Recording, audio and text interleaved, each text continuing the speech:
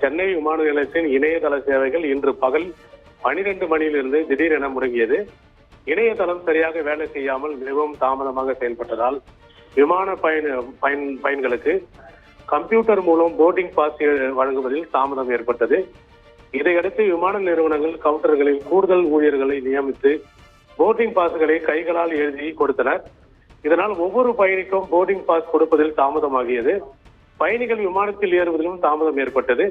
இதனால் சென்னையிலிருந்து மும்பை, லக்னோ, பெங்களூர், மதுரை, திருவனந்தபுரம், பாட்னா, சிலிகுரி, ஹைதராபாத், கோவை, தூத்துக்குடி, திருச்சி, டெல்லி, அகமதாபாத், கொல்கத்தா, புனே, கோவை மற்றும் சர்வதேச விமானங்கள், சிங்கப்பூர், கோலாலம்பூர், இலங்கை, டாக்கா உள்ளிட்ட 40க்கும் மேற்பட்ட விமானங்கள் சென்னையிலிருந்து சுமார் 2 மணி நேரம் வரை தாமதமாக புறப்பட்டு சென்றன.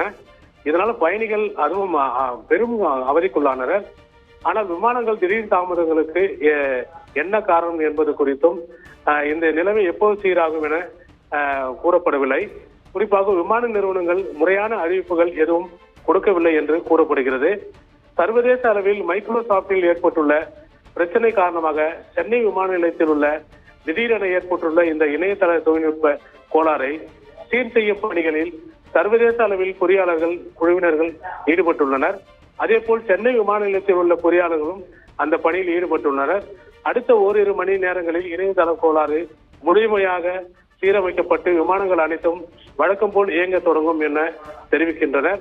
சென்னை விமான நிலையத்தை பொறுத்தமட்டில் பயணிகளுக்கு போர்டிங் பாஸ்கள் இணையதளம் மூலம் ஏற்படுத்தி இந்த பிரச்சனைகள் ஏற்பட்டுள்ளது.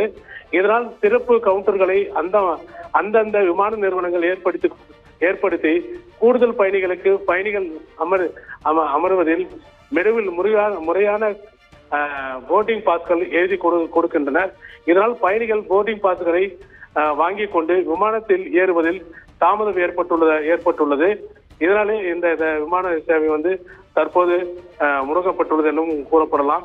அதாவது இது குறித்து ட்விட்டர் நிறுவனத்தின் மைக்ரோசாப்ட் நிறுவனத்தினான எலான் மஸ்க் கூறுகையில், அதாவது இணையதள சேவை திடீரென முடங்கியால் சென்னையிலிருந்து புறப்படக்கூடிய மற்றும் இந்த விமானங்களுக்கு பயன்படக்கூடிய இணையதளம் முற்றிலும் முடக்கப்பட்டுள்ளது, கேள்விக்குறியாக உள்ளது என கூறப்பட்டுள்ளது.